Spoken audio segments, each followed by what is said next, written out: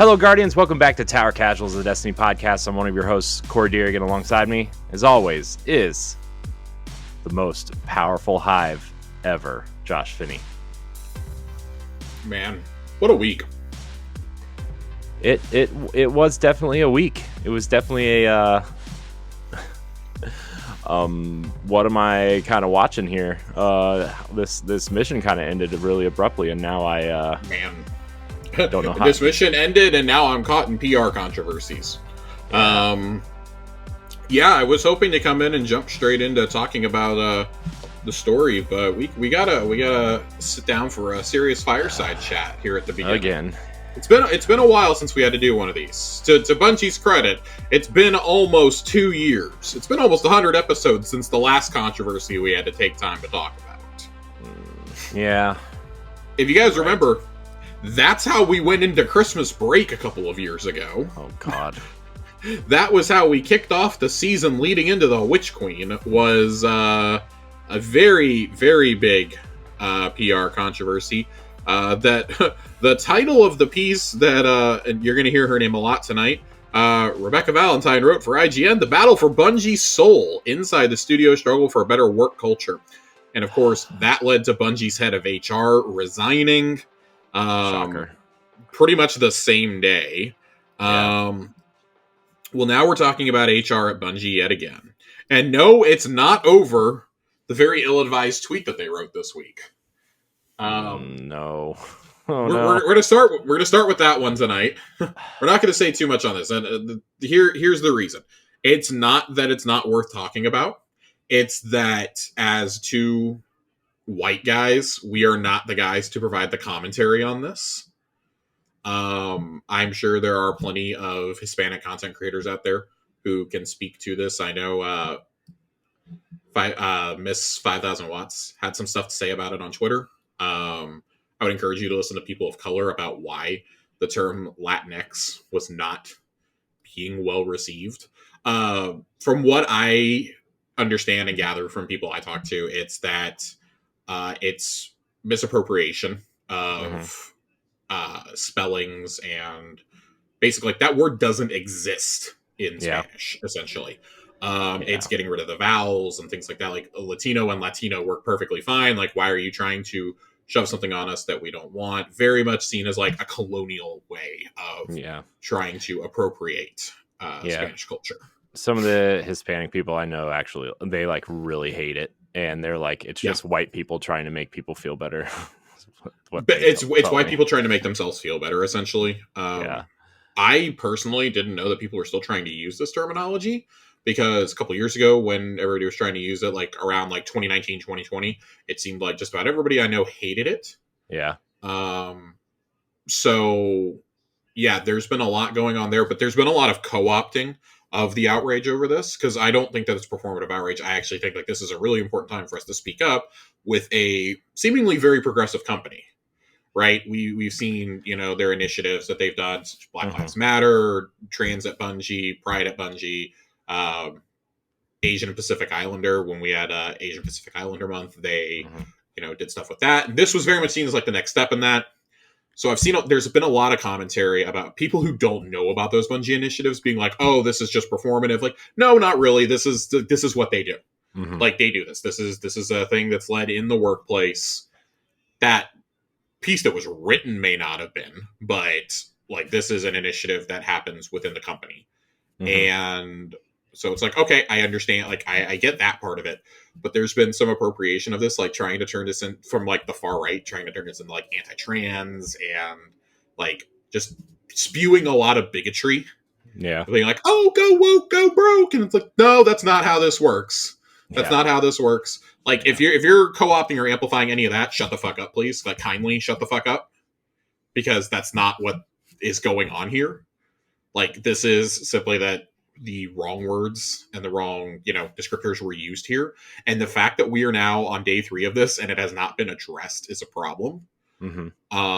There was a lot going on. Oh, Bungie's hiding the replies. Bungie's hiding the replies. They did hide some replies. A lot of the ones I saw were like people that were like making memes that were like making fun of the whole situation and like making fun, like using like the Gus Fring meme, like, oh, you know, like when you call somebody a slur or when you call them Latinx. And like, that's like really fucked up, I think, to like go and just be like posting that and like spam replying things like that is really fucked up. Yeah. So this is where social media is not helping. This is a classic example of social media is like completely blowing something super out of proportion. I don't think there was any sort of malicious intent with this, but that started Bungie's very bad, no good PR week. Because then today, I woke up to a wonderful piece this morning that was sent to me by a couple friends, pretty much like right as it came out from Rebecca over at IGN. Former Bungie HR manager is suing for wrongful termination after she reported potential racial bias. She alleges her recommendations for sensitivity training were met with hostility and denial. And she's actually suing them. There's a trial date set. Like, this is actually happening. I mean, if it's true, good for her, right? I mean, right. And I mean, we're gonna read through this article because this isn't something like, oh, I'm just gonna sum up off of the headline. Like, there's actually there's some information in here that, you know, we need to go through. But in a complaint filed this year, in the state of Washington, plaintiff Ingrid Alm recounts that she was hired by Bungie in May 2022 as an HR manager, coming into the job with over a decade of experience. Just a few months into her employment, she was instructed to investigate the performance of a particular employee referred to as James Smith. But when she sat down to speak with him, he allegedly pointed out he was the only black employee on a team of 50 individuals and expressed he felt he was being singled out and racially targeted by his supervisor.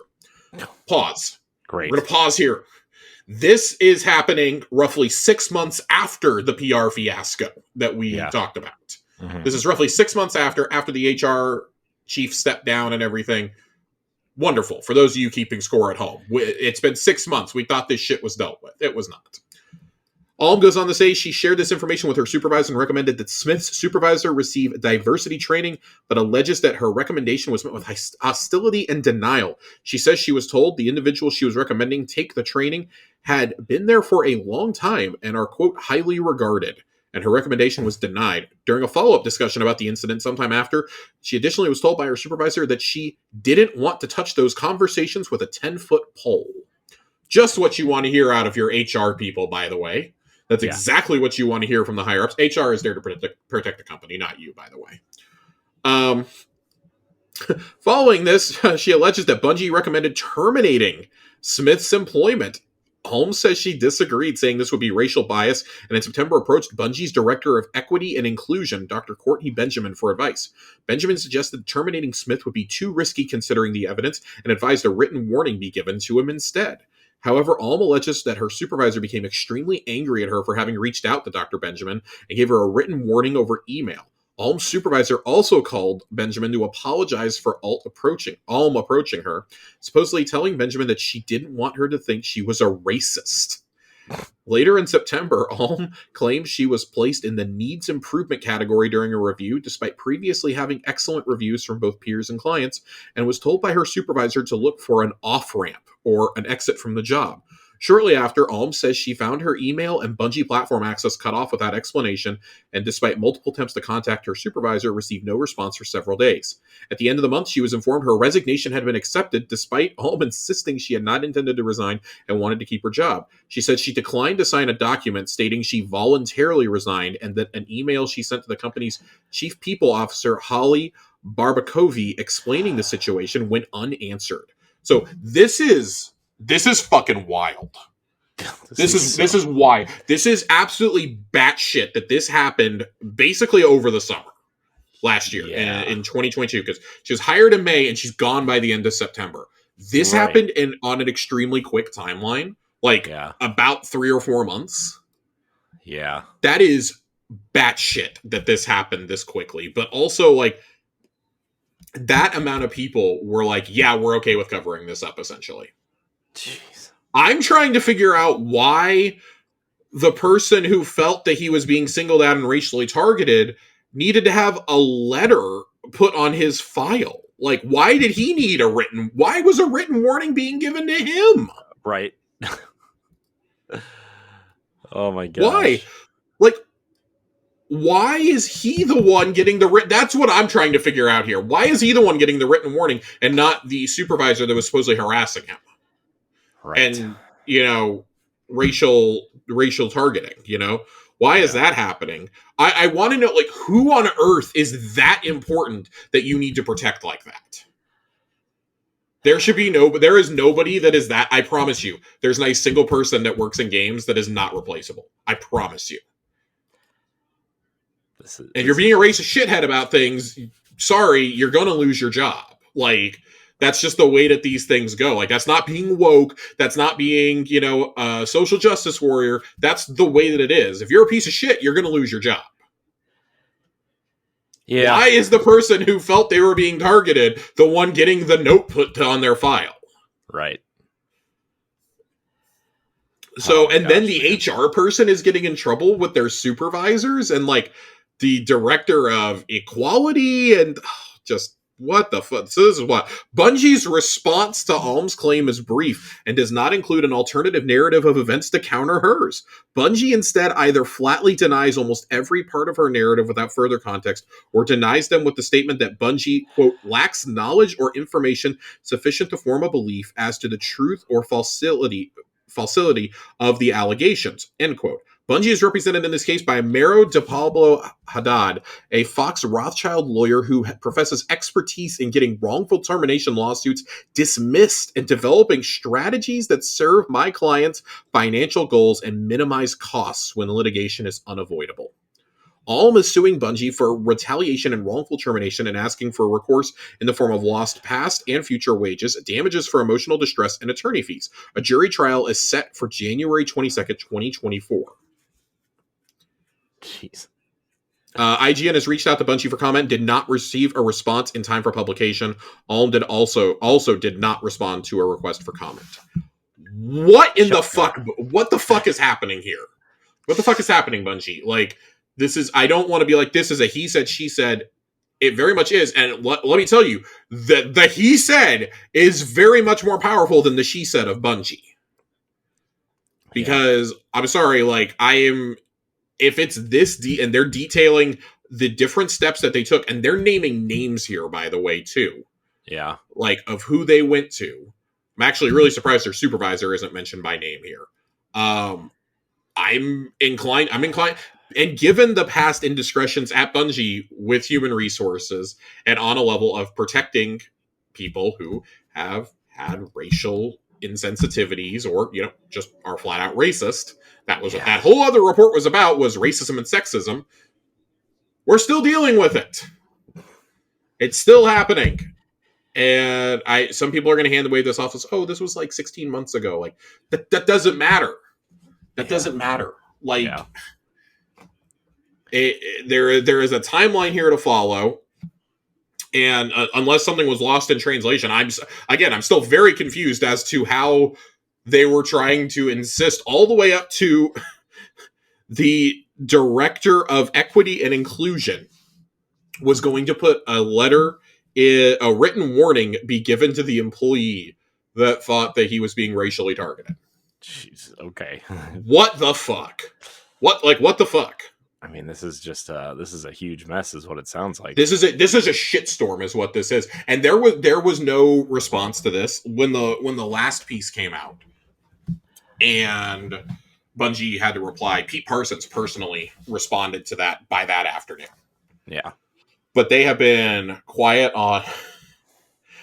They've been quiet on both their the Latinx controversy and this week. They've been quiet on both. I actually wouldn't be surprised to see something get dropped tomorrow on Friday once this episode's available, naturally. Yeah. You know, hope that it gets buried in the Friday news dump. But this is pretty serious. Like, this was front page news this morning. Yeah. With good reason. This is a company that constantly tries to paint itself as being very inclusive, very progressive, and at like the forefront of, you know, employee rights and things like that. And then this is the second story that we've had in 2 years. Yeah. Like this. The last one was a much more damning expose, but still. Yeah, and I think here's the thing. I think Bungie overall does do a pretty good job, like we said at the beginning. But it's so hard to weed out the bad people when you have 1,000 people or more working for you, right? And like, I mean, I don't know which. And when you clearly have people in corporate communication and in HR protecting those people. Yeah, yeah, that's like, obviously, like, I mean, I know the HR person resigned, but I wonder how much that they were forced out for this, right? Like, I mean, you better they resign essentially or we're say going to fire they you. basically said they were forced out. Yeah. So The exact words here is that she was informed her resignation had been accepted despite insisting she had not intended to resign and wanted to keep her job. She declined to sign a document stating she voluntarily resigned, and that an email she sent to the chief people officer explaining the situation went unanswered. mm-hmm. So yeah, Alm was essentially fired. Yeah. She was basically fired because she wasn't going to back down on this. And like for starters, that's the kind of HR person you want. By the way, that's somebody who clearly is caring more about the people than the company. Yeah. And of course, the company doesn't like that. Their HR is ultimately there to protect the company. Yeah. In reality, it should be the other way around. And so few and far between, it's not. And I wish this was the first time we were hearing stories about this in this industry. These are more and more common. Yeah. And I think it hits a little harder when it's a studio that you follow. Like, I don't want to say this arbitrarily, but when we hear about things like this happening at like an Activision or a conglomerate like Activision or EA or Ubisoft or something, it's like, oh my God, like that's a huge story. But it's like, well, those are companies of thousands and thousands of people. Like, or we hear about like, oh, at some of these small indie studios, like the director will be like a real piece of shit or something. That's happened how many dozens of times over the last couple of years. Yeah. It's a little different when it's a studio that you cover week to week, I think. Yeah. And one that is pretty transparent and pretty open with their fan base. I think it hits a little bit closer to home. Mm-hmm. So I don't really think there's a whole lot more to say here, less us talk in circles about it.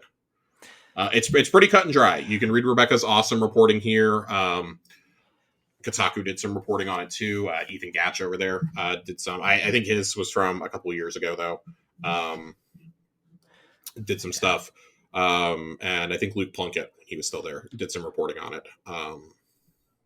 Don't really have anybody else that I recommend. Like Rebecca is pretty much, short of Jason Schreier, is probably the best in the industry at getting stories like this, and doing them detailed, not just like, oh, he said, she said. Like, no, there's like actual, like, this is what is in the lawsuit. This is what's in the criminal complaint. Like, we waited for publishing. Like, so clearly they've had the story for a few days. Yeah. I wonder how much of it came to light after the controversy on Tuesday.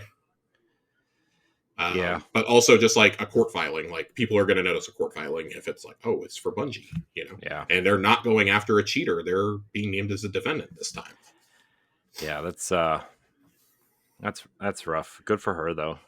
I mean, yeah. I'm sure that's not going to be cheap to take them on. So, but I mean, if she wins, like, good for her, man. And that's part of what she's seeking in restitution is, lawyer fees, but, past and future wages, that she can't earn because I would imagine she's blacklisted in the industry. I would imagine no one in the industry wants to hire her. It's probably hard to get a job in tech at all, frankly. Yeah. That's kind of like the kiss of death, especially from a studio as well known as Bungie.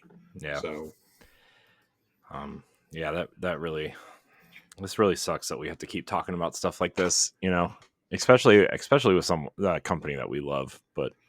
Yeah, but I mean, like nobody's immune to criticism or to shitty business practices, and we may not want to talk about them, but we're going to talk about it. Yeah. Otherwise, we're carrying water. Right. That's all we're doing. Yeah. I mean, at least here's the thing. At least like that person is gone, or those people are gone, supposedly. So. Well, so that's what I'm trying to figure out, because there's no indication that the people that Alm was wanting to speak to are actually gone. This happened months after the last controversy where the head of HR resigned. This is later in the timeline. That was in 2020 and 2021. This took place in the summer of 2022. So these people are not in fact gone. The only person who's gone is the one who's suing Bungie. Oh, okay. I guess I Yeah. misunderstood you. Yeah, when I was saying like the bad actors that were talked about in the original massive piece in December 2021, those have been flushed out. Those are gone. Yeah. Those people are gone. Not the person who apparently was making the racial remarks here, who is unnamed. Yeah.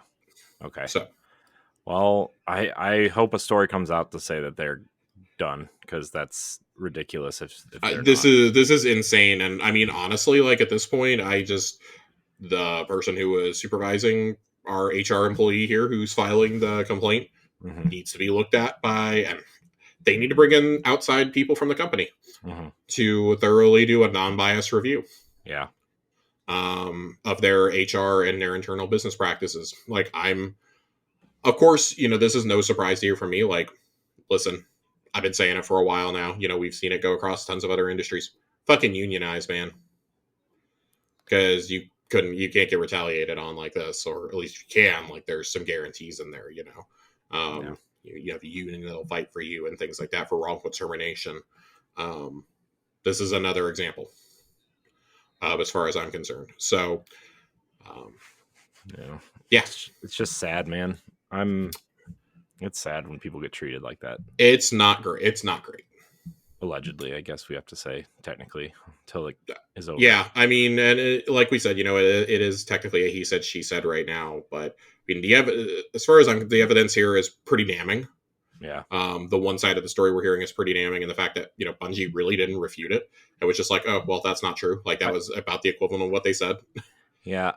I think too, though, Bungie is trying. Maybe Bungie's investigating, and their internal investigation isn't over, and maybe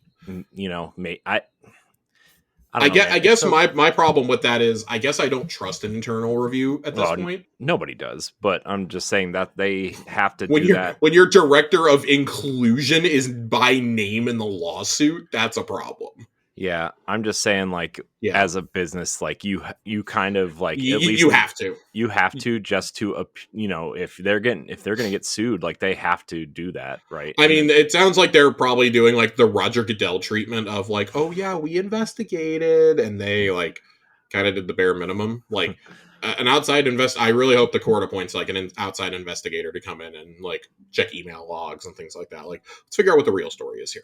Yeah. So there's going to be more developments on this. Obviously, we probably won't get more until until the final shape is coming out. We won't get more. Yeah. So look forward to talking about it then. When's the court date?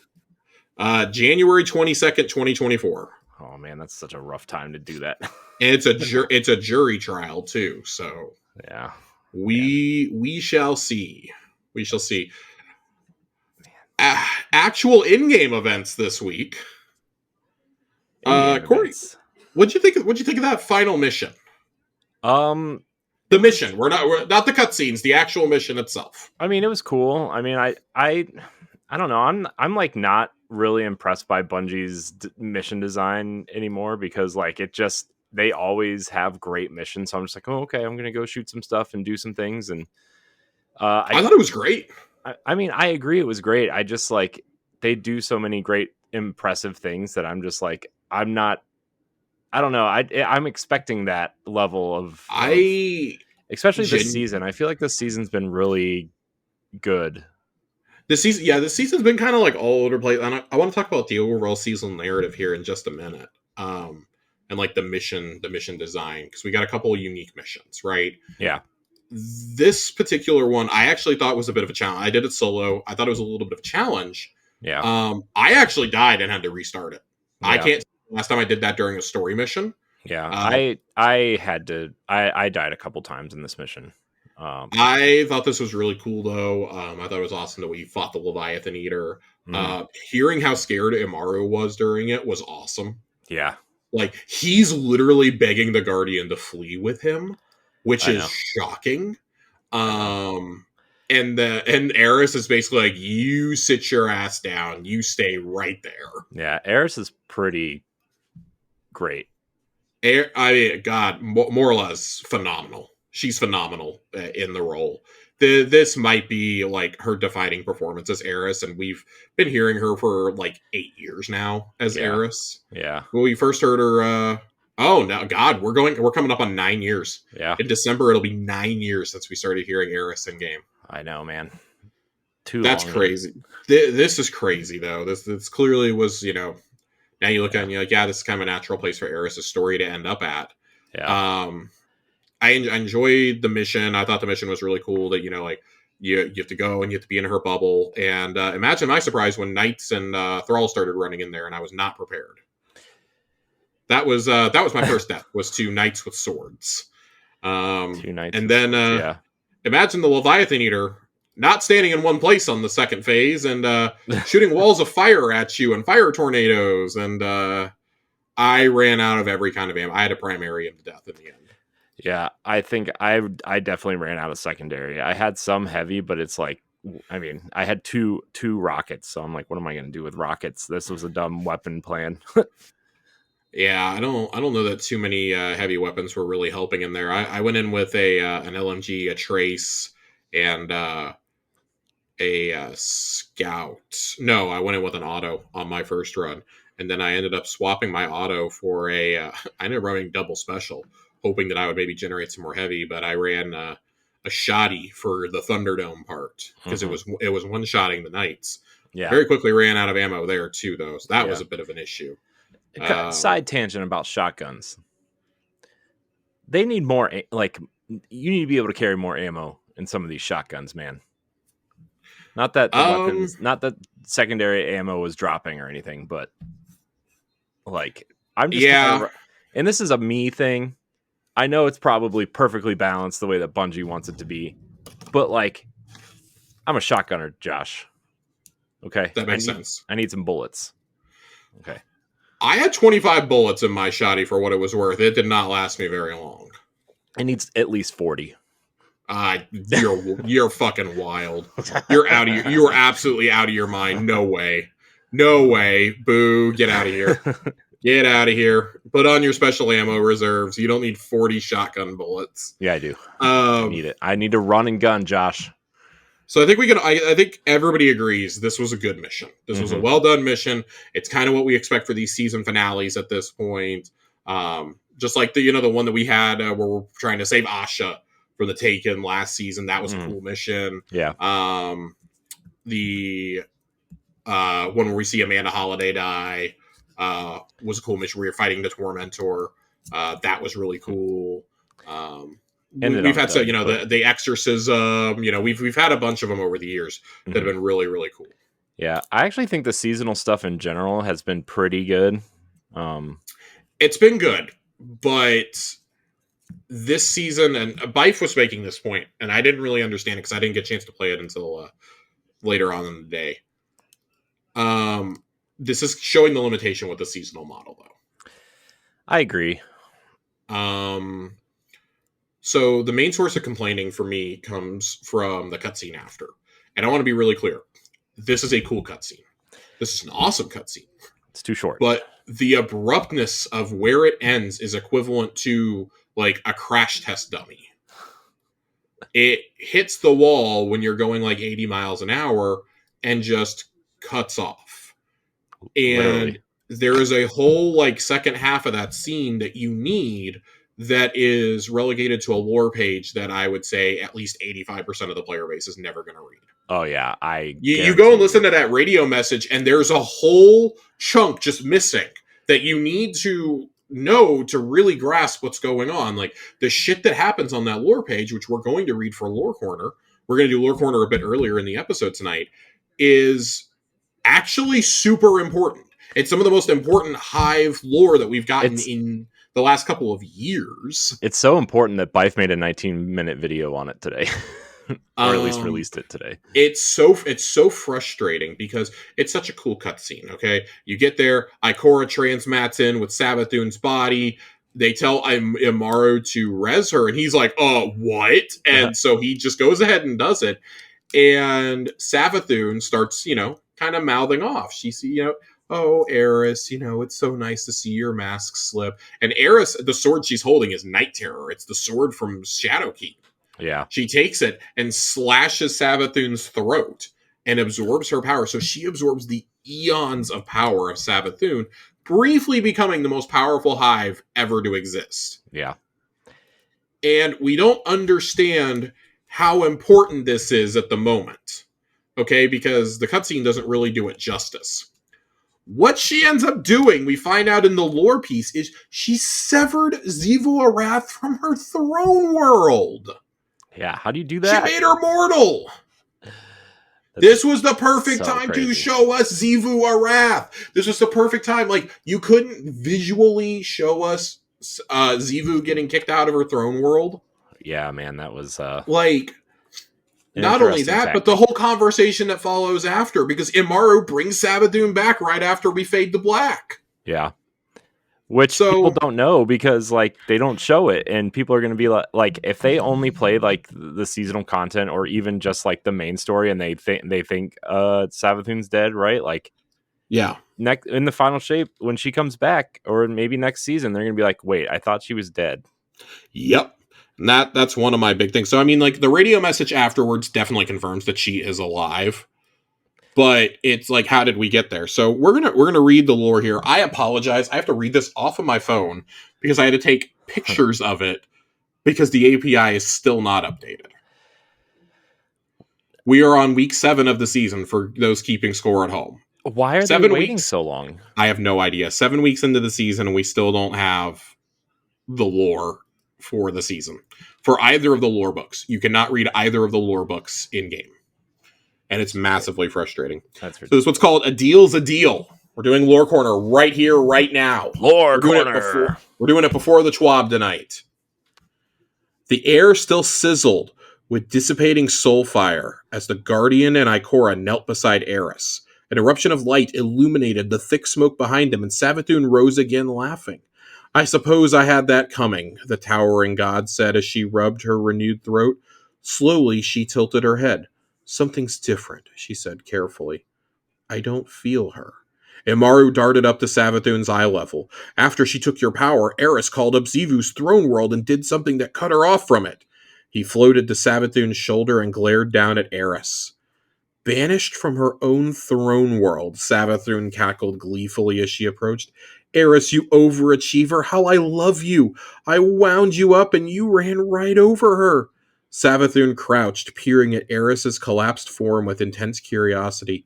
I'm surprised expending that much power didn't kill you outright, she said, though it explains why you're back in that awful little meat body of yours. Eris propped herself up on one elbow. Ikora moved to help her rise, but Eris waved her off. Our bargain is complete, she said. Your sister has been dealt with and you live again. Now, Eris demanded, her uncovered eyes glowing fiercely. Tell us how to follow the witness. Tell you, Savathun frowned.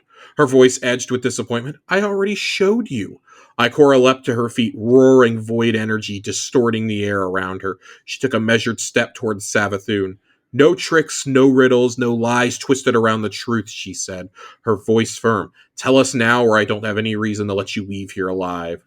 Savathun slowly drew herself to her full height and grinned down at Ikora, spreading her wings wide.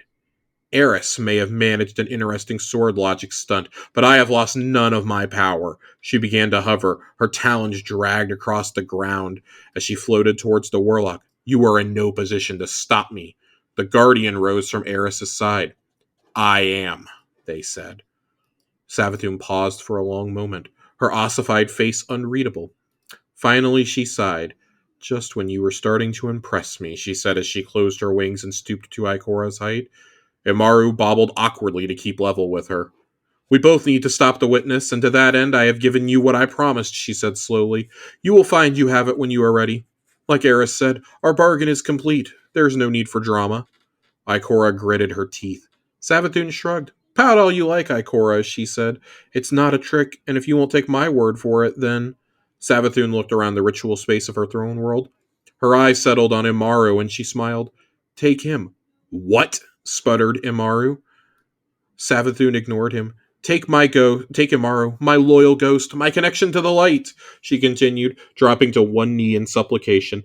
I leave him with the Vanguard willingly, so if you would rather give me my final death than stop the witness. Savathun closed her claws in a fist. Crunch, she purred. Capiche? Imaru flew between Savathun and Ikora. Don't I get a say in this? He shouted. No, Savathun laughed. You have your orders, and the rest of you. She gestured at Ikora, the guardian, and Eris, who had drawn herself unsteadily to her feet. Don't mess this up. The witness wants to sweep our pieces from the board, and we're having such a lovely game. Savathun turned, wings trailing like a gown, and Ikora took a half step forward. The guardian was at her side in an instant. Eris placed a hand on Ikora's shoulder. Don't. Take care of yourself, Eris, Savathun said. It was such fun seeing your mask slip. The delighted laughter of the Queen of Lies echoed throughout the ritual chamber as she vanished down the long hallway. So, I have a quick question, or a quick kind of thing. Let's go. Let's go. We're done. What's the question? This is, if I am recalling maybe correctly, or maybe I missed something in some of the lore stuff.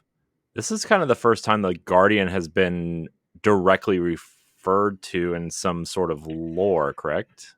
Like in terms of like being a part of the story that they're telling. There's been other instances. This is the first where it's like the direct storyline that is currently going that we have been referred to my recollection. Yeah. Because if you guys recall, the piece that we love reading so much on this show, Gallarhorn, directly features the Guardian. And I understand why we don't see more of the Guardian in the lore, and it's to avoid situations, I think, like this, where we go, well, we're in it, why didn't we get to experience it? Yeah. Something like, us giving the Gallarhorn to Randy is one thing, okay? I need to see that too, though. Us not seeing the other half of an important conversation is another. Summarizing some of this in a radio message doesn't do anything either. Because you're playing with a group, people are always talking and this and that. I'm actually really glad I did this solo because I would have been infuriated if people around me were talking during this. Yeah. But the fact that we don't have our Guardian getting ready to square off with Savathun again is such robbery. And also seeing Eris's unmasked eyes. Yeah. Like, there's so much here. And we needed like another 75 to 90 seconds is what we needed. I want to see Eris's unmasked eyes. I don't understand why this isn't part of the cutscene. Right. That is my biggest complaint here. This is something, and this continues to be an issue that plagues Bungie, of important moments being relegated to lore pieces. Well, this happened last season. Refresh my memory. The like when you finished, or was it the second to last mission or the last mission where like they dropped the traveler stuff, or the witness's origins in the traveler? That was at least a cutscene, though. Yeah, but I mean, it was one of the animated ones, but like, I mean, that's still better than this. I guess that's what I'm getting at, is like, I would have taken an animated cutscene. I would have taken this being tacked on to the end of this. Like, this is pretty important information. The witnesses stuff, and mind you, the witnesses cutscene is at least on the timeline that you can view in game. Yeah, you can go watch that at any time. Yeah, that's fair. Because I've actually gone and watched it once or twice this season because it's so good. It is really good. It's just, it blows my mind. And like, this is information that's pretty key leading into Final Shape. We're at the end of 3 seasons now. We've got 1 season left. And you're going to tell me that we couldn't get this conversation in the cutscene. Right. I just don't. This is the same problem we had with Sagira as a major character dying off screen. Yeah, I'm just like, I'm really concerned about the story. Like, this is what I was afraid of when they announced that the Final Shape was it, right? Like, yeah. And then the episodes afterwards start something new, technically, or, wrapping it up or whatever. It's like, yeah, where this is the last season is coming. We have 7 more missions to resolve some of this stuff, or like put everybody in a position to kind of know what's going on, or at least ask, more intelligent questions about what's going on? Like, I would not. I'm going to say this. After this mission, I do not expect there to be a ton of like super big lore revelations next season. I very much think it is assembling the Avengers. It's assembling the team, getting us to the point that we see in the reveal trailer of the Guardian flying the ship into the portal. With the you see the fleet there. You see Cabal. You can see Cabal ships. You see Guardian ships. You see. I'm sure that Mithrax's catch is right off screen. Like everybody's ready to go. Among the plot threads we still have to deal with, Xivu Arath is now mortal. Okay, is Eris truly free of the Hive corruption? Okay, Aramis. What's going on with her? We haven't checked in with our Elixni friends in quite a while. What's going on with Mithrax? We kind of need to know that. What's going on with him and Ido? How is Osiris taking this? I'm pretty sure Osiris is going to have to be a huge part of next season now. What's the status with the Awoken? We still haven't broken the curse on the Dreaming City. There is some evidence this week that I think kind of points us in the direction we're going to go next season or at the very end of this season. There is still one more lore piece and 3 more radio messages to come this season. Not inspiring a lot of confidence. I really hope there's another animated cutscene in there somewhere. Yeah, I'm not. Back in Season of the Lost, I want to take us back to this for a minute. We're going to go back a couple years to right before the Witch Queen. In the room adjacent to the helm, when you jump through the portal and you go to the Dreaming City, and Savathun's crystal was there. In Mara's little antechamber, that's what we're going to call it. We're going to call it the antechamber. There is an Ahamkara egg. You can never get into that room, but there was one there. The final card that we get for the Deck of Whispers for the Major Arcana is called the Wish. Are we finally going to get the 15th wish? After all these years, are we finally going to break the curse of the Dreaming City? Because if you think about it, there is no reason for the murder battery to exist anymore. Savathun has long been dead. Xivu Arath was taking over the tithe. Xivu Arath is now cut off from the throne world, which means she doesn't need the tithes anymore. So I think it's high time we broke the curse of the Dreaming City. I think it's for happening. In-game posterity reasons, the cycle will probably continue because there's too much content tied to it. But I think that's an intriguing way to think about this. Is what if it's as simple as that? It's as simple as Mara revealing that she has the Ahamkara egg, and that's how we follow through. A baby Ahamkara grants us the wish to travel through the portal. If it's that simple, I might actually bang my head against the wall, but also be like really happy because, hey, space dragons. Yeah. Let's ride one. Let's do some Panzer Dragoon stuff in here. Oh, that comes in Destiny 3, baby. Of all the things that I think you have to try and deal with next season, I feel like the Dreaming City and probably Aramis are the 2 chief ones. It really feels like they took Xivu Arath, and this was like their way of like, we've dealt with her, but we're punting her down the road as a way to keep the Hive in the story. I suspect we're dealing with her probably in that Hive episode. And this is my hope for episodes, is that they've said that they're going to be more cinematic than ever before. You have to deliver on that at this point. This was a really big bummer to me because, and I feel like it's a fear that I have that it's a harbinger of things to come. Because, and I think that part of that is because we started getting these awesome animated cutscenes, and like that stuff would have been lore in the past, right? Yeah, and it's awesome that we're getting it given to us because those are big moments. I can't help but think to certain stories that I would love to see animated like that, such as Rolk's path to becoming a disciple. I think would be amazing to see as one of those. But I'm still really happy I got to read it.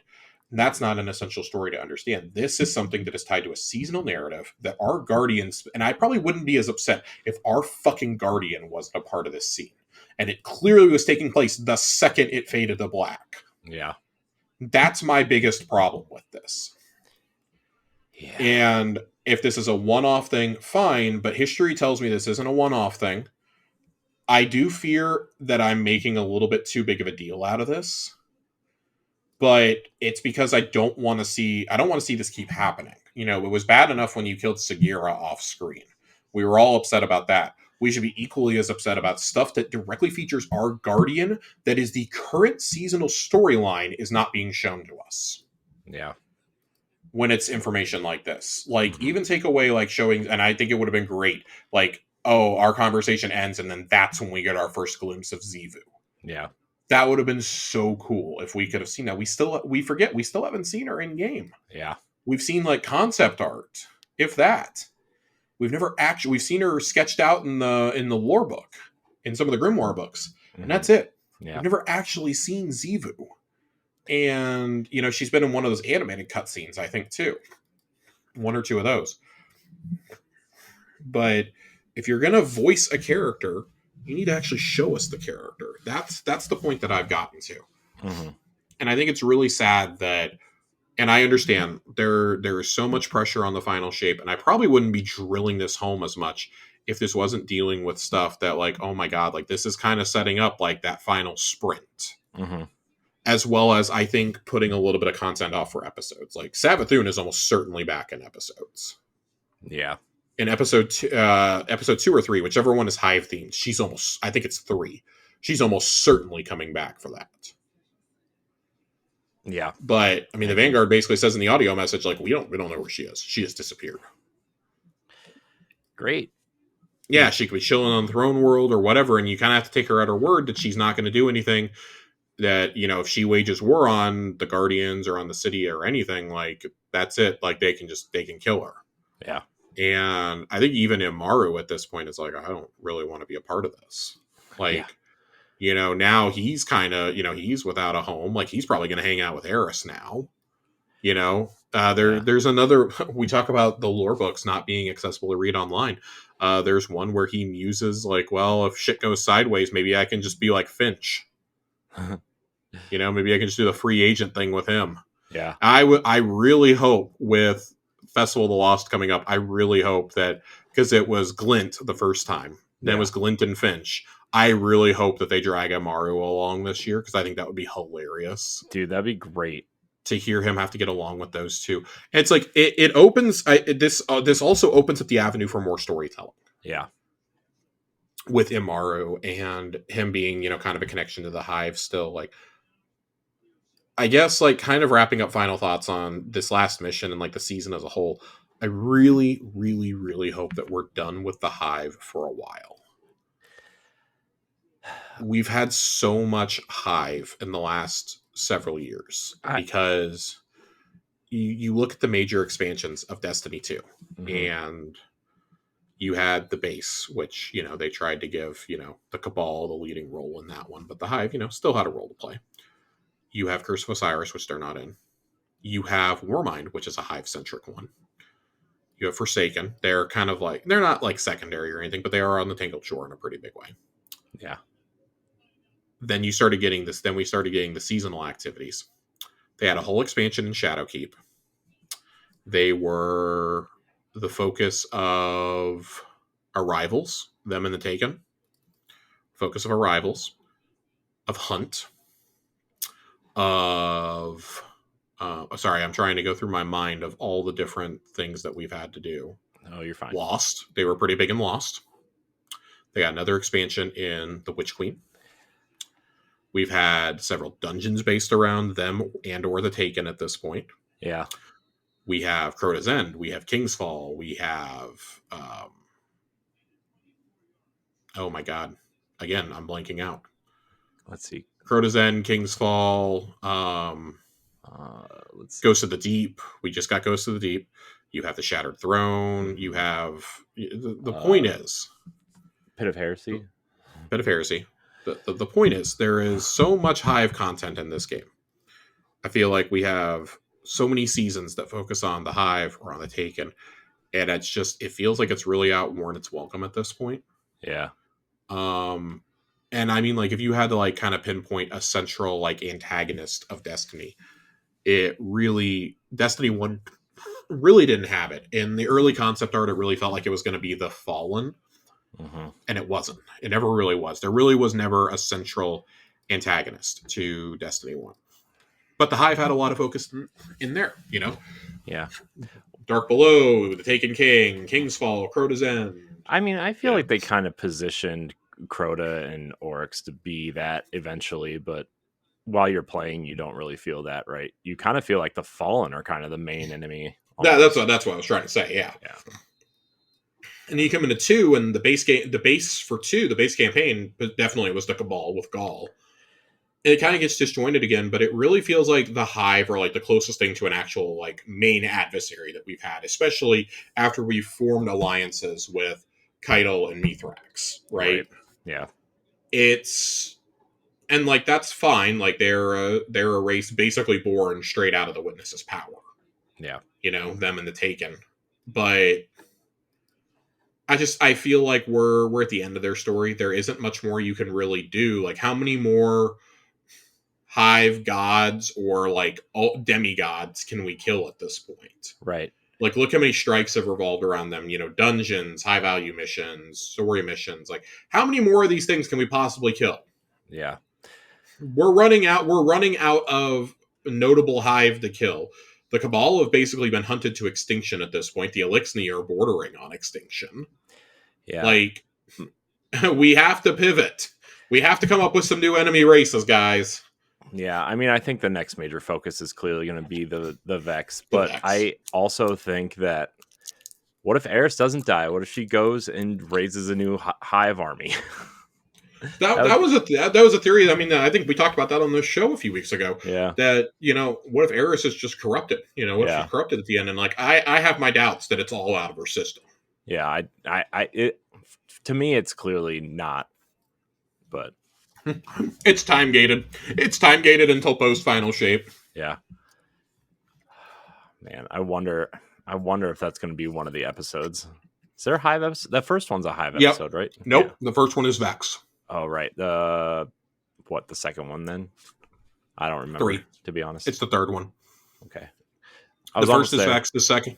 First is Vex. Second is Scorn. Third is Hive.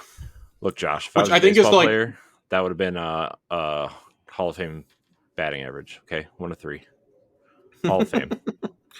I think it's good that the Hive are going to be the last episode that we get out of the final shapes here, because it gives us a bit of a break from them. That's also what tells me like they probably aren't playing a huge part next season.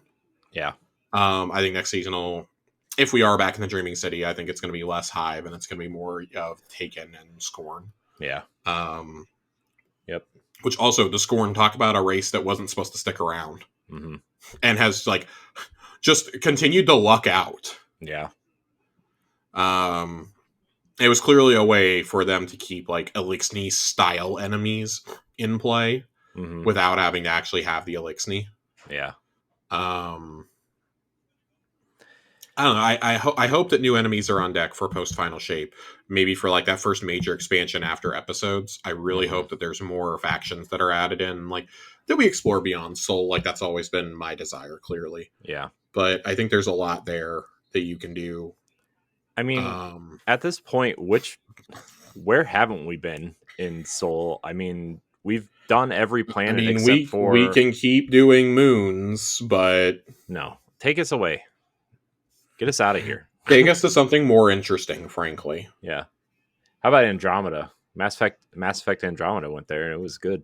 Well, I mean, that's a whole other galaxy. That's a whole other thing. I'm just talking like take me to another system in the Milky Way. Do it all. Who cares? Like, there's plenty of things you can do, but you know, we'll save that speculation for next spring. Any final thoughts on how this all wrapped up? On because the storytelling is still really good. Like, I want to be really clear. Like, the story is still good, the lore is still good. It's just this particular piece really, really needed to be something that you showed us and not expected us to go read. Yeah, I actually think this story might be the best story of the season.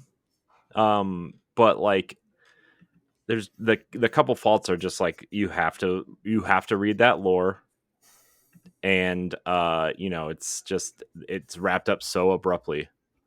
You know, those are my only complaints about the game in particular. But like, I think it might be the best story of the year so far, of all the seasons. Yeah, I tend to agree. I was just kind of tired of Sloane's bullshit by like week 3 last season. Yeah. And Defiance never really caught me. Like, kind of by default, I feel like this is the best season, Yeah. or the best storyline, at least, for a Yeah. season. It's always fun to spend time with Eris, and Imaru really made this season a lot of fun. Yeah. To me, he's so sassy and so underused. I'm really glad that we finally got him back. Yeah. That's been fun. I've enjoyed that. Yeah. I still think that we probably have another cutscene to go because, again, there's 3 messages. There's still a secret to be found in the Embaro engine, I'm pretty sure. The design this season, I think, has been out of this world. We'll wait a few weeks to talk about that, maybe post Festival of the Lost. Yeah. I.e., we need content for the rest of the season. But as we continue to find secrets in the Embaro engine, I think that's going to be a big thing also. Yeah. So, all right.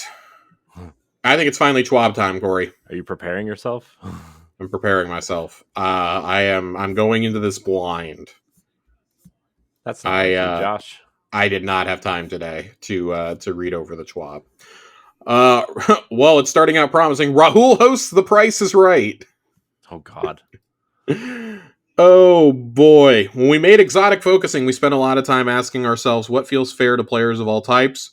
We then modeled the prices after the cost of buying new exotics from the Monumental Lost Lights. It was a high price point, but by including a cheaper and more randomized option, we felt sure that, if nothing else, we wouldn't accidentally flood the game with exotics until they felt like the items were extremely common.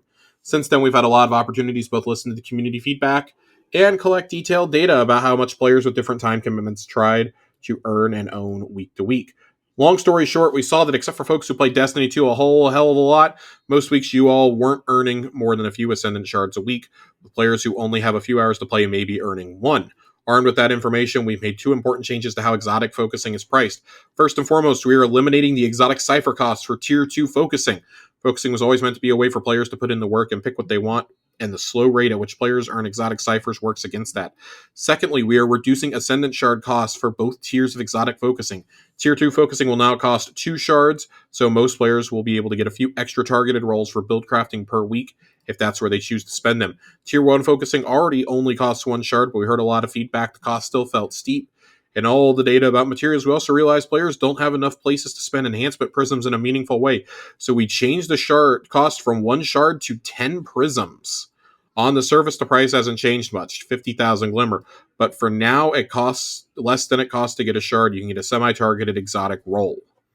In closing, here are the new and lower exotic focusing costs that will be implemented on October 17th. Tier 1, 30,000 glimmer and 10 enhancement prisms. Tier 2, 60,000 glimmer and 2 ascendant shards, your golf balls.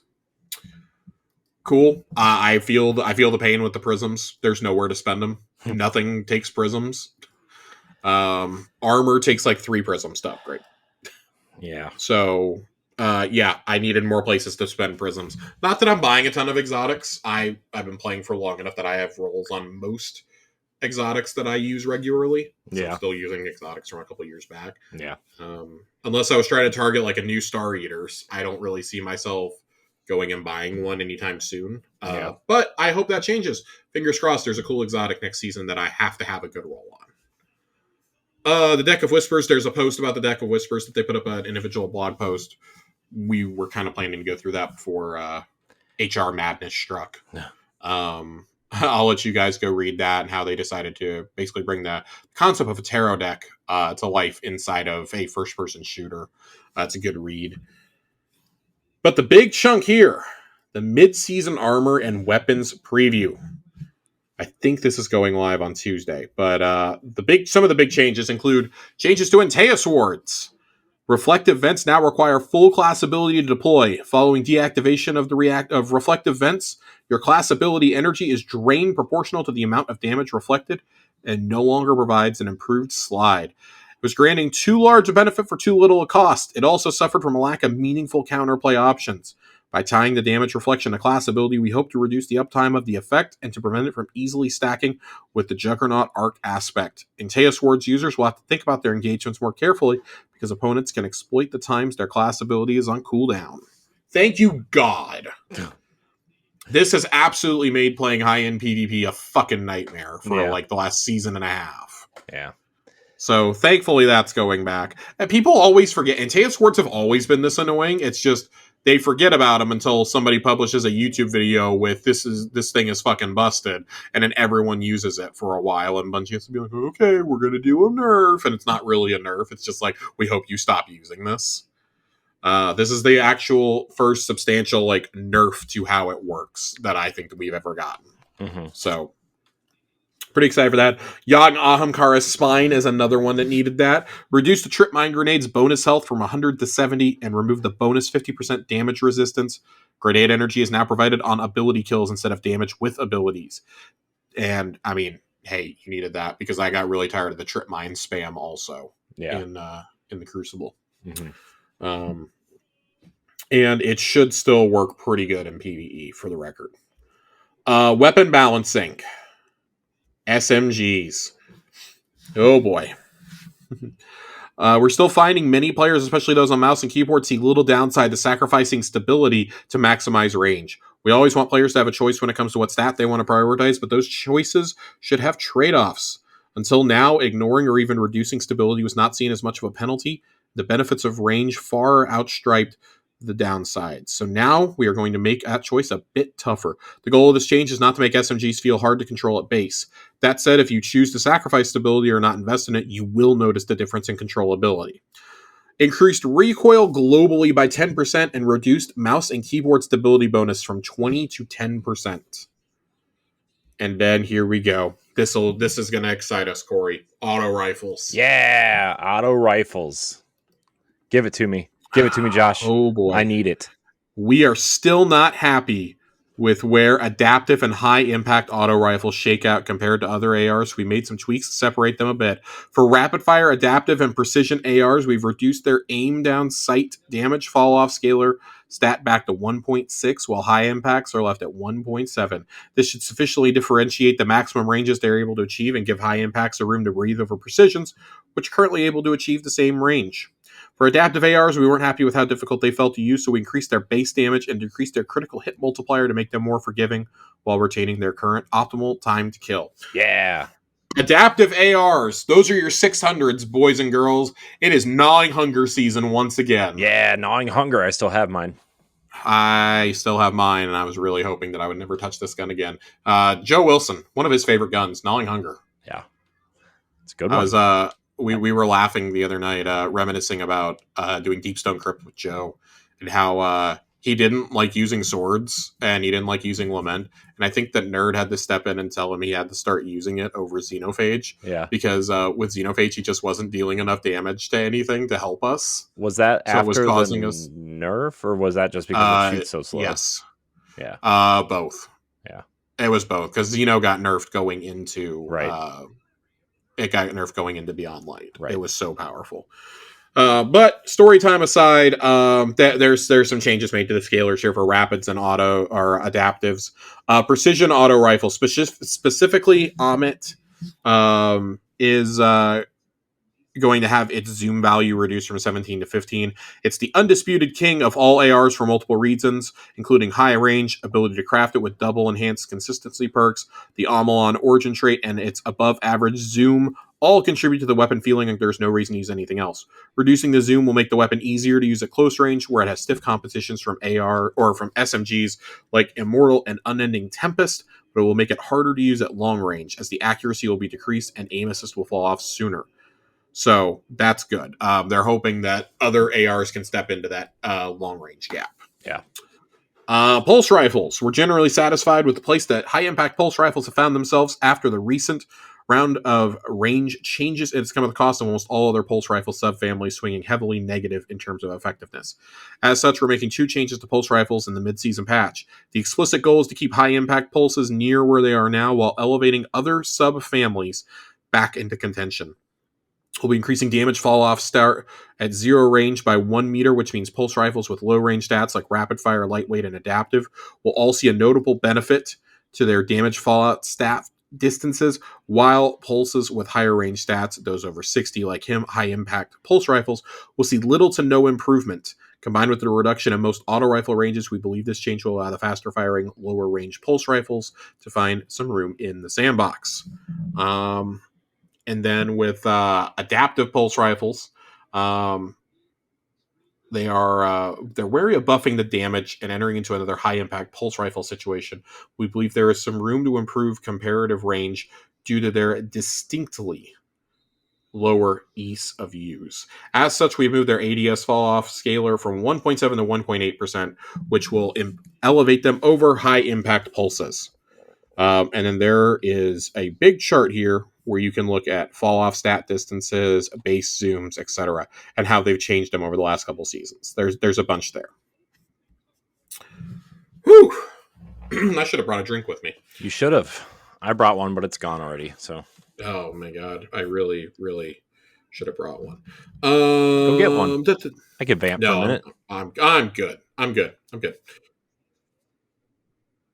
I can't stand you. I don't know why I did that. I cannot stand you. It's staying in. Keep it in. Fusion rifles. Some combinations of perk and damage boosts can allow fusion rifles to operate well outside intended ranges. And in general, fusions feel like they can reach just a bit too much. So we've reduced the minimum damage after fall off from 50 to 45%. This means their damage fall off will occur more quickly once it starts and will decrease to a lower value when it currently does in live, which should reduce the instances of feeling like you were mapped well outside of expected range. Basically, they're going to stop shooting you from halfway across the map. Snipers, there's a few changes that are going to happen here. Decreased airborne accuracy penalty by 20%. They are now as accurate at base as they were pre-airborne effectiveness with an Eris mod. And aggressive sniper rifles, you are going to see decreased body shot damage from 157.5 to 135, but an increase in the critical hit multiplier from 3 to 3.5. Decreased in adaptive sniper rifles, body shot damage from 131 to 119. And rapid fires are going to see decreased body shot damage from 90 to 85. And they're increasing the critical hit multipliers on all of these by about 0.5%. Shotguns. Corey, you like shotguns? I love shotguns, man. Like snipers, we want to make shotguns with minimum airborne effectiveness investment feel more useful, so we have matched the base in-air accuracy of slug shotties to what they were pre-airborne effectiveness with an Eris mod. Pellet shotties are in a bit of a unique situation. As pre-airborne effectiveness, they had a substantial accuracy penalty, which would deflect the entire pellet spread. We have since removed that entirely and replaced it with an increase to spread angle so that the effect of jumping on the weapon's behavior would be more predictable. And as it stands currently, their actual accuracy is the same as it is on the ground and cannot be improved. But to be fair to them, we have decreased the pellet spread penalty by 20%. So, decrease the airborne accuracy penalty for precision slug shotguns by 20% and decrease the airborne pellet spread penalty for pellet shotties by 20%. Perks. Perfect Float has strong benefit, but the duration was too short for something that just improves stats and requires extended combat. Base duration extended from 6 to 10 seconds and extended duration from 7 to 12. And Kickstart. Kickstart is one of the most popular damage perks on fusion rifles, and it allows them to have both a substantial damage buff and faster charge time without a difficult activation cost. So we reduce the damage bonus provided by Kickstart from 20% to 15%. We're here. We're almost here at the end. Almost Checkmate. There. We have some minor tuning coming for Checkmate control, including increasing the score to win from 100 to 125. Good. And decreasing the frequency of heavy ammo spawns from 90 seconds to 180 seconds. Also good. Those are the two biggest complaints. I do think they're still going to have to adjust the score. I suspect that'll probably still go to maybe 150 is where they'll rest on it. Yeah. But the heavy ammo change especially just sounds great. Future stuff. In Season 23, we have a host of PvE tuning changes. We don't want to share too many specifics because some things still have the possibility of shifting during testing, but the sneak peek: increased base PvE damage for glaive projectiles and sniper rifles, increased damage against minor combatants for pulse rifles and auto rifles, greatly increased damage against champions for Revision 0 and Vex Mythoclast. We're also very excited to finally get the glaive rework into your hands, including some changes we've made to the exotic class glaives to make them more effective and enjoyable to use. Great. I love glaives. Yes. This is exciting. I'm so excited. I love a good glaive, Josh. I love a good glaive as well, and I'm very excited that Revision 0 and Vex are going to do more. I think that, like, for champs, I think exotics should do more damage, frankly. I think just by nature of, you're taking up a whole slot with them, I think that they Yeah. should do a bit more damage. And the fact I got that no you're problem with that. wasting an exotic on a glaive, right? Too. I mean, no offense, but I don't even I remember the mean, last time I used an exotic glaive, right? I mean, I can't tell you the last time I used an exotic glaive outside of Winterbite. yeah. Winterbite's really fun. And I think that's gonna about do it for our TWAB this week. Small The only other stuff twab. here, small TWAB, but there's some cutscenes getting added to the archive that they have on YouTube. Why these archives are not in game, I will never understand. But seasons 10, 11, and 12, which for those keeping track at home are Worthy, Arrivals, and Hunt, as well as Deep, are being added to the YouTube channel. So yeah, it only took us like 3.5 years to get that stuff put on a YouTube page.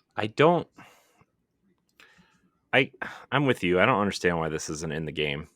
That was my biggest hope with the timeline feature, was that when they're like, yeah, we're gonna have a way to view the witness cutscene going forward. I was like, oh, thank God, we're at least getting a theater mode. Nope, they literally meant that one cutscene. Yeah. They literally meant, here you go. It's got to have something to do with the code, right? I mean, Dude, at this point, I have no idea. I don't think it has anything to do with the code and everything to do with they just don't want to do it for some reason. I mean, I get that they're prioritizing a lot of stuff, right? But like, yeah, if you're heading into your final expansion for a while, you should maybe prioritize a little bit of the story at least to like. I should be able to see the cutscenes that have happened at least since the beginning of Destiny 2 here to understand the story going into the final shape. Yeah. Even if you just want to give me those sketched ones, like I should have several of them. So, yeah. Okay, we only have a couple questions tonight, Corey. I know. They were scared of me. I said, I think everybody was scared of you, but also I don't know if people get pinged inside of the threads. I'm going to be honest. I did not, for what it was worth. I did not get a ping from inside that thread when you tagged everyone. Huh. Okay. Rustic Wing asks, my question is, why is my catalyst not showing up? And he's talking about the Necrochasm catalyst. I have honestly no idea. There's so much fuckery that's happened around with this raid, like specifically with the 48-hour stuff. If I obviously I don't know your exact situation. I would say maybe if it was tied to that, that could be part of it. I know it says that Essence of the Oversoul has been collected. Have you finished the entire quest associated with it? I don't know if maybe that just pops when you initially earn it, or that was what. Yeah, that was my it's clearly not showing up on the empty catalyst socket here for my man. So yeah, that would be my question.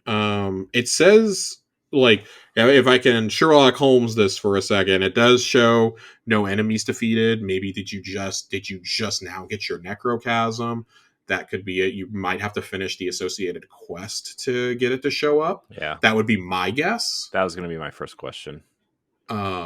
So I don't know, but try, maybe check that. Sometimes the simplest solution is the one.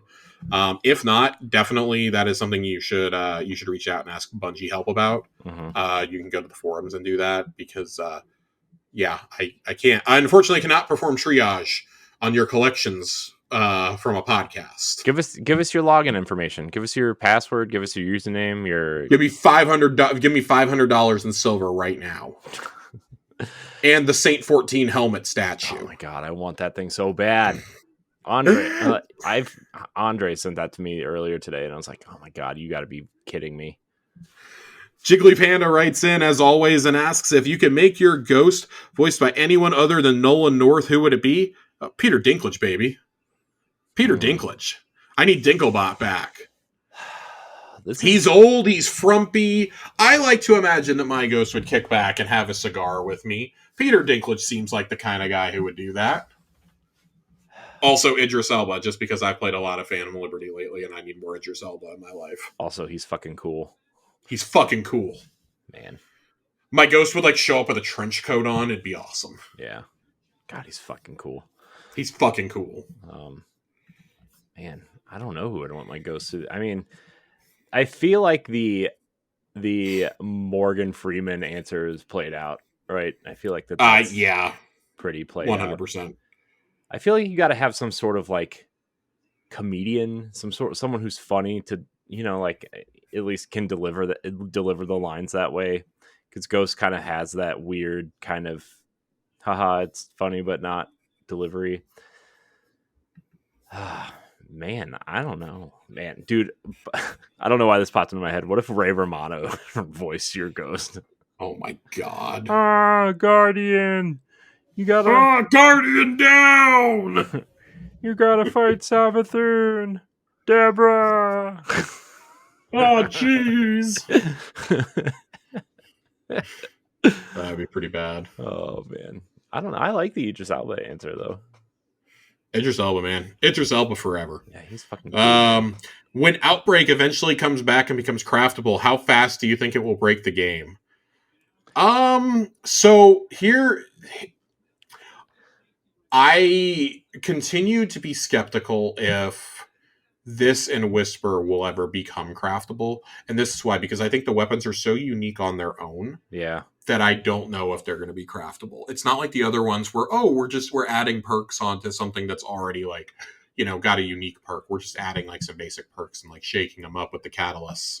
Yeah. I think with how Outbreak and Whisper perform are already so different than other exotics. Yeah. That I don't know if they're going to become craftable. I know they've said that when those missions are going to come back and that their intent is that every exotic is going to be craftable.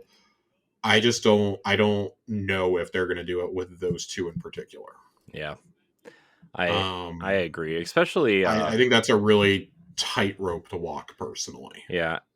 Especially like Outbreak, right? Because I mean, it's already got the Siva perk. It's already like arguably best. It's probably it's probably the most stable pulse in the game. Yeah.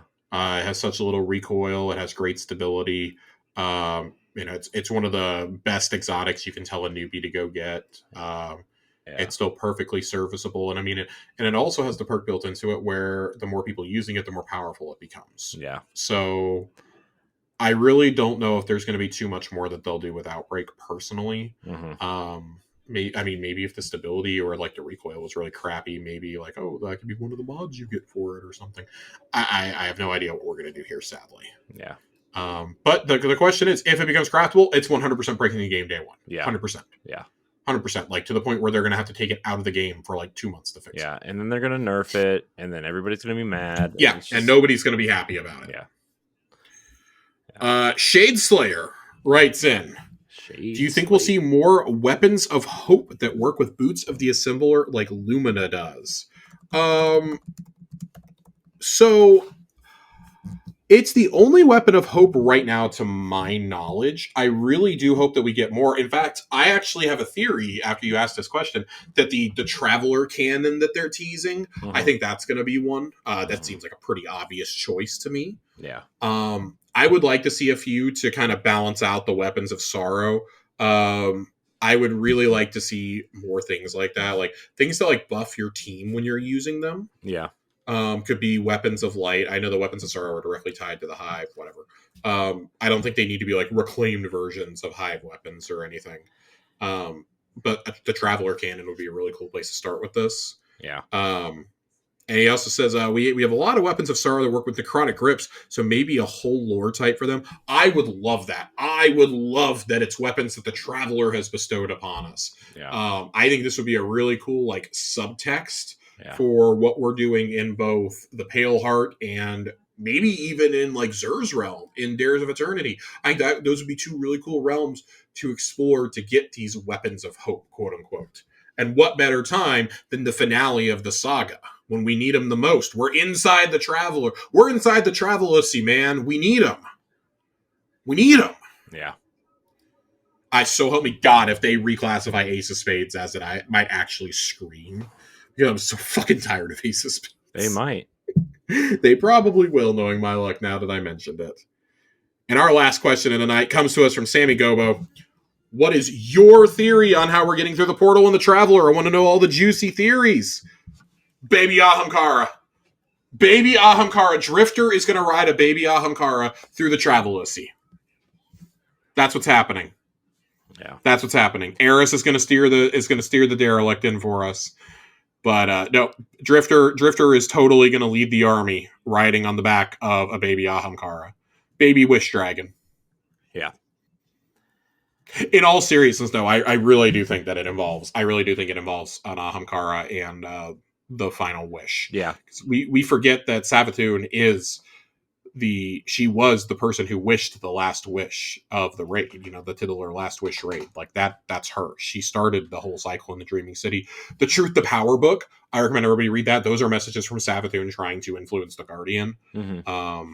Really would recommend reading some of those. I haven't delved too much into it, but I've heard, through some communities, I'm a part of some lore communities, that there's some hints in there that kind of hint towards us having to use an Ahamkara at some point. I think actually encountering a real Wish Dragon that's not corrupted like Riven was would Mm-hmm. be such an amazing moment to cap off the journey to the final shape with. Even Yeah. if it's a little baby one. I think it being a little baby one would be even better, given Mara and Uldren's relationship with Riven. Yeah. So that could be a really cool. That could be a really cool, like, kind of full circle moment for Crow also. Yeah. Because I suspect he has a role to play in this final season. Yeah. Um, I would like that. That's my personal hope at this point, and that kind of feels like the only way that it can happen. Savathun doesn't expressly tell us about anything or how to get through it, so because she speaks in riddles, and we've got one season to go. Yeah. So that the most wacky explanation is probably what it is. Yeah. You think the Ahamkara is going to kill the witness? You think the Ahamkara is going to eat the witness? Just I'll put it this way: if I don't get an option to just beat his ass relentlessly with a sword, this has all been for nothing. Yeah. I really want him to just like fall down and like the final damage moment be like kind of like Rolk. You have like 15 seconds to do as much damage as you possibly can, and I hope it's just us beating him 7 days to Sunday. Yeah. I just want to beat his ass down. Part of me really hopes they just take my weapons away and you just beat the shit out of him with your fists. Yeah. That would be really rewarding for me. Yeah. I wonder if you like in the final. I will also accept the little baby Wish Dragon riding in my cockpit with me. Yeah. I also wonder if like when the witness finally dies, like he just explodes into like darkness. You think he'll explode like into darkness, just this black smoke everywhere? I think he'll be like black smoke and it'll just like dissipate like he never existed in the first place. This is a whole race. Yeah. So I would like for us in like future narratives to find that maybe not every one of the witnesses' race went along with this. Yeah. Or the revelation that maybe Zur was a part of that race at one point. Oh, that's and he like this was like the punishment that was inflicted on him by not going along with it. Yeah. That's maybe the nine were originally part of that race. Yeah, like if there was like some sort of like leadership group and the witness was like the president of the group, and like they all like the 9 of them refused to drink the Kool-Aid. Yeah, I think that could be kind of cool. I would really love for the 9 to help us get through the portal. Like that's clearly a mystery they're saving for later on, if ever. Yeah. Like, I think that's so low on the list of priorities for them to tackle. Yeah. We thought they were going to when Paladin Orin was being brought into all of it. Yeah. And that was really frustrating and upsetting that we didn't really cross that. I also feel like Osiris is going to have to be a part of this because I think Osiris may actually have the knowledge of this, considering she was in his head and he's shown that he still has a connection to her memories. Yeah. Given, we have to go to Neomuna. We have to go to Neptune. Yeah. And he's tapped into those before, so if he remembers anything else, like we would be wise to just listen to him. And considering we have like 8 weeks of story remaining before the final shape, like it would be wise to listen to Osiris right now. Yeah. Who's the dungeon boss? Who are we gonna off at the beginning of a season, right before the final expansion? I mean, it could be. What if it's what do you say the first season was? It's or the first episode is Vex. Vex. It's Vex. Yeah. Okay. I wonder. Yeah, and the second one is Scorn. You said. Mm-hmm. Yeah. I don't know. I really don't know. I mean, if Eris is not herself, you could fight Eris, I guess. Ew. Or I mean, if we don't fight Zivu Arath, maybe Zivu Arath is who you fight. I don't know. Man, if we off Zivu Arath that easily, I'm gonna be so mad. Nothing is gonna please me at this point, Corey. I know. What do you think we do to get through the Travelosi? Man, I think there's going to be some sort of ritual, and like Mara is clearly going to be involved with this Yeah. ritual. Maybe that is her last. Like maybe the final wish is her in the Ahamkara. I think she's going to have to work with. Maybe Osiris knows about some sort of ritual too. Maybe he's been studying it Mm-hmm. or found something out somewhere. Like, man, I think that's what's going to happen. There's going to be some sort of ritual, and everybody has to be like involved or something. Or, maybe Ikora and Zavala know something too, and like maybe that's why they're not. I don't know. I mean, Zavala stays behind, right? No, they showed him in the trailer. I don't know, man. I think there's going to be some sort of ritual. Mara's involved. This Ahamkara egg is involved. Maybe Osiris is involved. I think that's what you got to Yeah. look at, and because clearly Zaval and Ikor are going in with us at some point. So Yeah, I feel like Osiris wants to go in so badly, and Saint's gonna be like, no. yeah, because I mean, it's just so corrupt in there, obviously, and warped, and like he has no ghost. So probably the smart thing to do would be to I mean, maybe stay he behind. meets Sagira again. Yeah, that's another thing too. If Cade can come back, you think some of the dead ghosts can come back? But I don't know. That would be an interesting question because we haven't seen Sundance yet. Yeah, If we see Sundance, then I think that answers the question. yeah, I really do think it's just going to be like the spirits of like dead guardians. yeah, It would be cool to finally meet like some of the ones that we know have been sacrificed like during the story. Like who's the one from Savathun's song? Takeo 3. Would be yeah. cool to finally encounter. I think it'd be funny to like get confirmation that this is where fucking Brother Vance has been for like 3 years now. Yeah. Like God. he did actually die. Here's Brother Vance just chilling. He's God, there right when you get Cade there. would hate himself. Cade's gonna hate himself. He's been stuck in eternity with fucking Brother Vance. Oh my God. Oh man, Brother Vance. What if he's there right when you get there and he like directs you? What if he's the vendor? If Brother Vance is the vendor, I might actually file like crimes. I might have to just like sue Bungie for crimes, frankly. File crimes. Oh man, Josh, that's funny. Oh, it's crazy that we only have 8 weeks of story left. Like, I mean, I wonder if there's going to be like an epilogue week. You think there'll be an epilogue week this season? I think there has to be. Yeah. I think there has to absolutely be something in the last couple weeks. I think they're saving something for after Festival of the Lost, and thank God they didn't save this until after. I'm really glad they did this now, but I mean, there's 3 more radio messages and there's a lore piece that hints to me that there's going to be something. Maybe it's just puzzles in the Embargo engine. That would be a cool device to use a little bit more. I know there's technically 2 tests right now. Mm-hmm. They've hinted at secrets being in there. I don't think that there's some hidden exotic before anybody starts asking. Maybe there's like a ghost shell or a ship tied to it, but that's going to be about it. Yeah. I think they're taking a season off from exotic weapons right now. I actually wouldn't be surprised that there isn't one next season either, frankly. Because they've said, they had to push some of the work they were doing on the health of the playlists back to get other things done. Mm-hmm. And that they want that done before Final Shape. Yeah. Fire Team Finder is also launching next season. So I imagine that a lot of the resources are being spent on that. The dungeon. They've updated, they got the exotic mission rotator up and running this season. I imagine the same team probably got to work on that. Mm-hmm. And if they're trying to figure out how they're going to bring, Outbreak and Whisper forward and like what weapons do we put in there, etc. Like, yeah, I can kind of understand why we might not get an exotic mission until the expansion at this point. Yeah. We're closing in, Corey. It's almost here, man.